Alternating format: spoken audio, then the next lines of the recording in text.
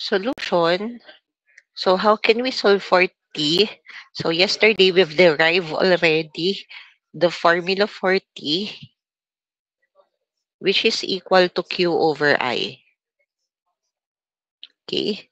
So substitute, we have 15 coulombs over, note that your current is in microampere, not amperes. So that is not the standard unit for current. Okay. But you can substitute it already in our equation, then just convert that micro into its equivalent power of 10. Okay? So, kailangan pong i-convert nyo yung micro sa equivalent niya na power of 10, which is, so micro is equivalent to 10 raised to negative 6. Okay, raised to negative 6. So do not write micro, okay, because that micro is being converted into its equivalent power of 10. So just write A so that our current is in its standard unit. Okay, so therefore, our time is equal to, so kindly get your calculator and solve for the value of time. Okay, so kindly check the value I will be writing. If it is wrong, kindly correct me. Okay, so what I got, 750,000 seconds po. okay, 750,000 seconds. Okay, or if you're going to use the prefixes, since your current is in micro, you will convert your time into kilo seconds. So just divide that by 1,000. Okay. Or just to show you, so multiply that by the conversion factor of 1 kilosecond to 10 raised to 3 seconds or 1,000. Okay. To cancel seconds, therefore, you have T equal to 750 kilosecond. This is accepted, 750,000 seconds, and also 750 kiloseconds. Okay, so in this part, we're just using our prefixes. So dito, ginagamit lang po natin yung prefix natin. Ano po, pero accepted pa rin naman yung 750,000 as your final answer. Okay po. So question for problem 4.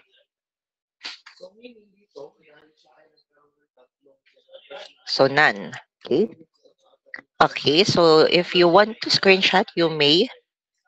And then let us proceed to the next slide.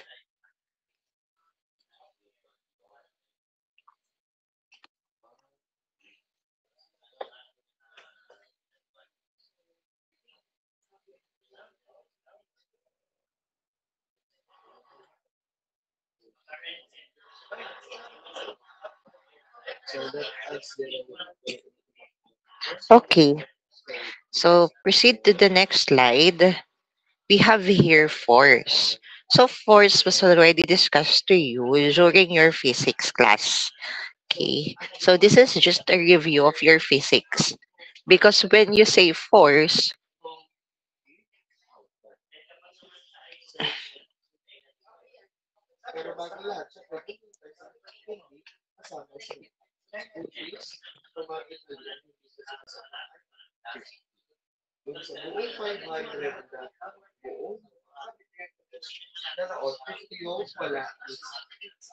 okay, so when you say force, that is the push or pull acting on an object. Okay, when you relate that in electricity, so that's the electrostatic force that we've discussed already, which makes the charges attract or repel. Okay, so in physics, this being discussed as the product of mass and acceleration. Okay, so here we can say that the force depends on how heavy an object is, gaano kabigat ang isang object, and how fast it accelerates. So, gaano kabilis. Okay? Because nga po, force is equals to the mass multiplied by the acceleration. Okay? So, the force that's in Newton, your mass should be in kilogram, and then your acceleration is in meter per second squared. That is why kilogram meter per second squared is just equivalent to Newton. Okay? And there is this special kind of force, which is the force of gravity acting on a mass, and that is weight. Okay? So weight is a special kind of force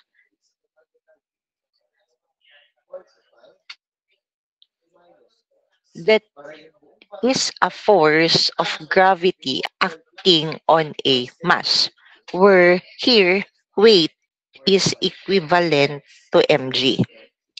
M as mass in kilogram, and g is the gravitational force,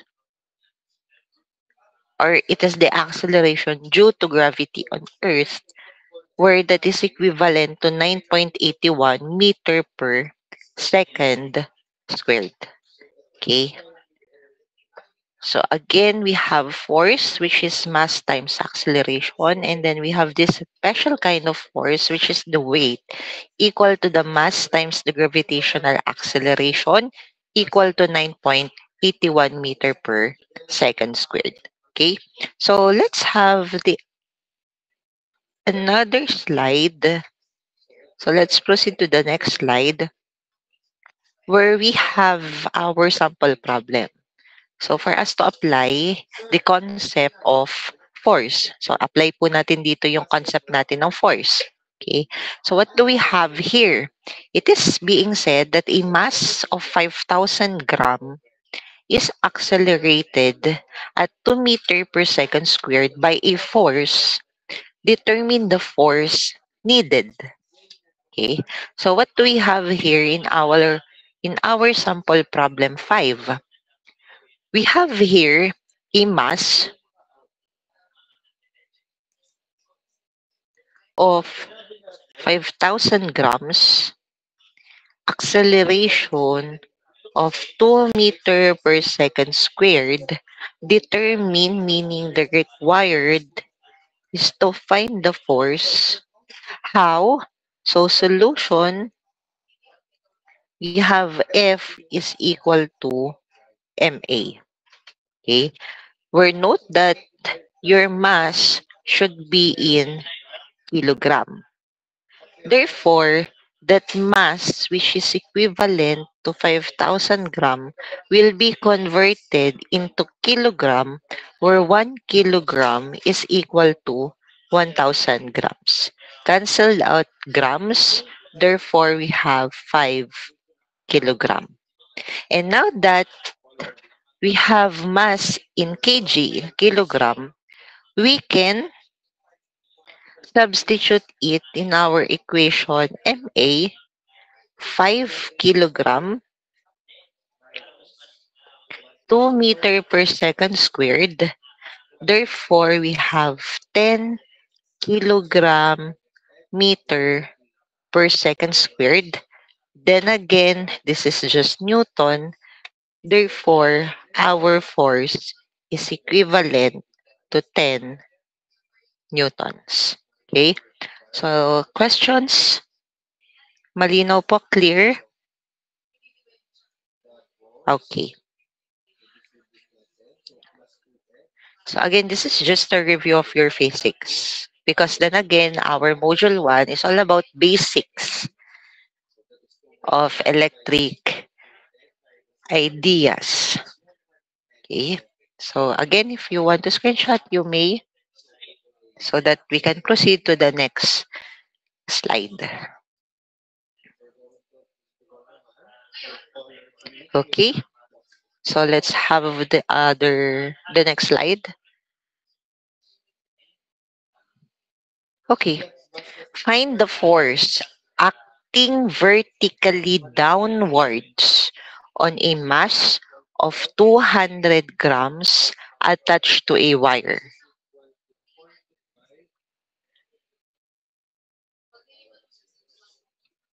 So what we have here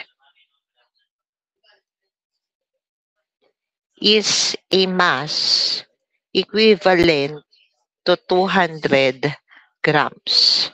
What we are looking for is that force acting vertically downwards. Okay, the force acting downwards, meaning that is weight. Specifically, that is weight. Okay? Or we can use F pa din naman. We can still use F, but specifically, that's weight. Okay?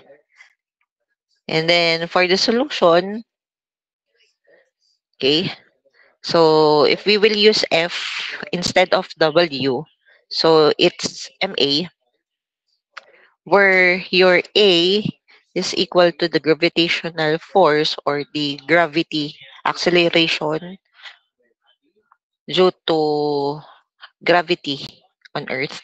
So that is 9.81 meter per second squared. Okay. Therefore, we have here 200 grams. You can substitute it already and then convert it during that process instead of separating the conversion of that. So instead na ihiwalay nyo pa po, pwede naman po direct. Ano po, yun po yung sinasabi ng ma'am. So you can write it directly into your equation and then convert it during the process times 1 kilogram, 1,000 gram, and then 9.81 meter per second squared. Okay, so here you have 200. So 200 over 1,000 multiplied by 9.81. So that is 1.962 newtons. So that is our force, or specifically that's the weight. Ano po? So the force acting downwards is 1.962 newtons. Okay? So any questions for problem 9? Yes po. Ma'am, lagi po bang 3 decimal ang gagamitin natin?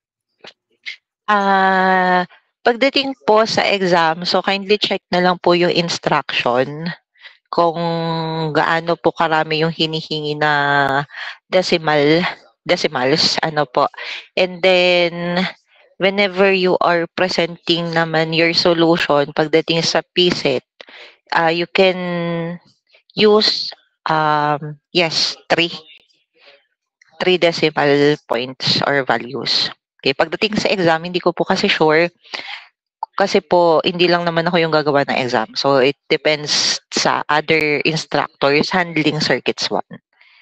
Okay. Okay po, So thank you sa po. akin po sa PSET, edi at least 3.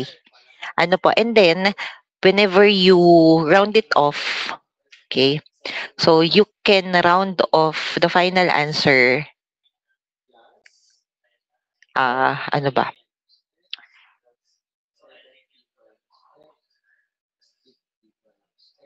the rounding off is for the final answer only. So, ibig ko pong sabihin, yung pagra-round off po, ginagawa lang kapag final answer na. Ano po? So, kapag hindi pa po final answer, kailangan you use shifts to sa CalQ. Okay po. So, para dala-dala nyo lahat ng decimal values nung sagot. Ano po? So, i-shifts to nyo. Alam naman po yun sa CalQ. Okay. So, again, hindi mo knows, anuhin mo lang, pindutin mo lang yung shift and then hanapin mo sa calcio mo yung STO.